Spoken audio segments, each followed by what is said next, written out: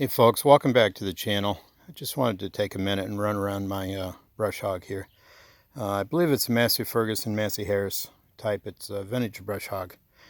It's a 5-foot cut. This particular one I bought at auction for, I believe, $125. It was missing the rear wheel assembly. You see it's a different color.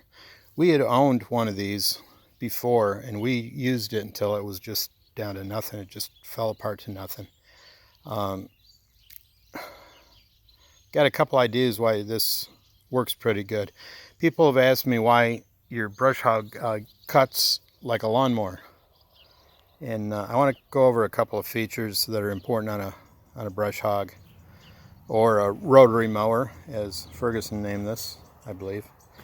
If I find the model, I've got the pamphlet on it somewhere, but if I find the model, it was really hard to look it up. Unit's at least 50 years old. But let me show you a couple features here. So I've got it mounted to my Massey Ferguson 35 diesel tractor. So you see it's got this top link that is adjustable, or it's soft.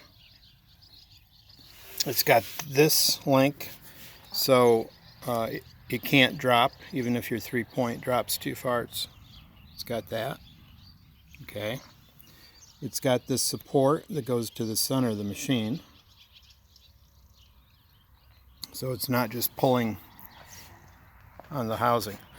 Now, you notice on the side of it, it's got this raised lip here. So that's a full 14 inches roughly from ground level. And the actual cutter is less than a foot in that cutting area, and I think that has something to do with it. So it lets your goldenrod, your trees, your shrubs, it gives them a place to go. Some of them have a chain blocking the front to prevent rocks from being kicked out. And you need a good wheel on the back. You need the wheel to be able to be big enough to carry the back of the mower.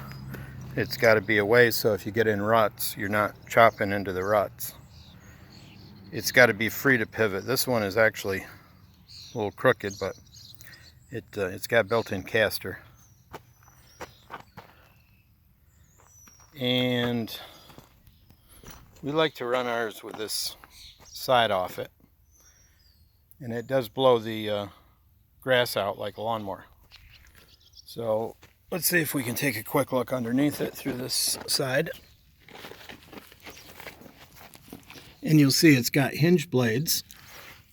If you can see that there. It's got hinge blades. And they're good, real good heavy duty blades. And they do have a sharp edge. See that one? I like to keep it fairly sharp, and when they do get dull, I like to cut them. I like to grind them down. And it's got some substantial mass to it too. You can see that the bed is reinforced. You can see that right there. It's reinforced for a good solid deck. So always check the lube in your gearbox. I see it looks like I do have a loose bolt,